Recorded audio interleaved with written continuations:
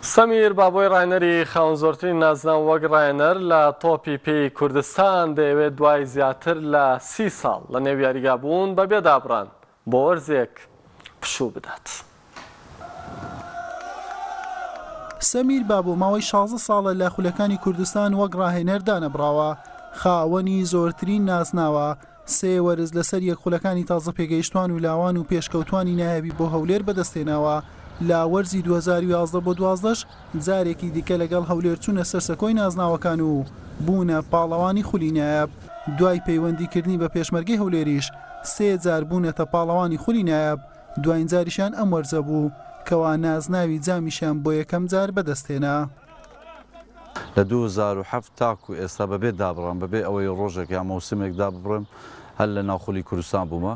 حتمما ئەو دەستکەوتانەش زۆر زار قسەم کردی، ئەو دەستکەوتانە تەنهایی من نینە، بەڵکو ئەو دەستکەوتانە کۆمەڵێک یاریزانی باش لە بن دەستم بوونە، ئیدارێکی زۆر باش بۆ لە پشتم بوونە یان بابنە ئیدارەدانێکی جوانیان کردووە.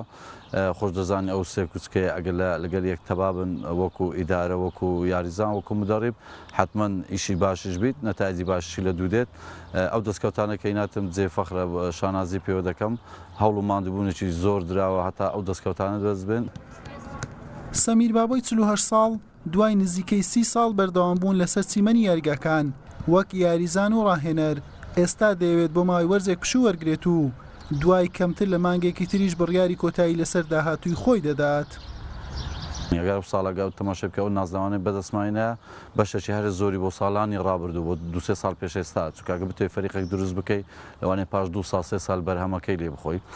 یەکێک لە شتە هەرە باشەکان بۆ مدەڕێب ئیستیقرارە، دووش پاڵپشتی ئیدارەیە، یعنی من لە نەزانم یان ئەوتە برێم بە بەخت بوومە یان ئەوەتە لە باشی خۆیان بووە ئەو شوێنانەی کە ئیشم لێ کردووە، یعنی زۆر هاوکارم بوونە، زۆر پشوو درێژ بوونە لەگەرم.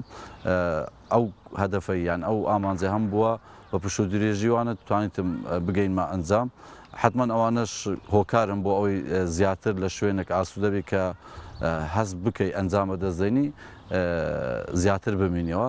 ئەوە نقطەچیان. نقطەی دووەمیان ئەگەر تەماشا بکەیت لە 2007ەوە تاکو ئێستا بەبێ پشوو منەوە، ئەگەر بەدەستم بێ ئەو ساڵە هەر حەزم لێ دانیشم، یعنی زۆر ماندووم، زۆر تقریبا دەکرێت برێم 16-17 ساڵە بەبێ دابڕم، ئەوە سەرڕای 15 ساڵ 16 ساڵی لە عیباتیش، یعنی ئەگەر لێکی بدەین و 30-35 ساڵە زۆر ماندیمە، بەڵام قەناعەتم وایە یعنی ئەم ساڵە حتمما کە بیدایەتی مەوسم دێت ببوورە کەنیاتی مەوسمە دەکرێت لەگە دەستێک کارجێری خۆش دەزانین زۆری مدەڕیبەکان عقودەکانیان 1 ساڵیە لە عێراق یان بابرێن لە کوردستان، بەڵام حتمما لە ڕۆژانی ئایندە یعنی دانیشتمان دەبێت و بەڵام ئەو فترە لە فترەی پشودانم ئینشاڵڵا پاش مانگەش کە 3 هەفتەی تکەوە دەتوانم بڵێم لەگەر دەستێک کارگێری خۆم دانیش.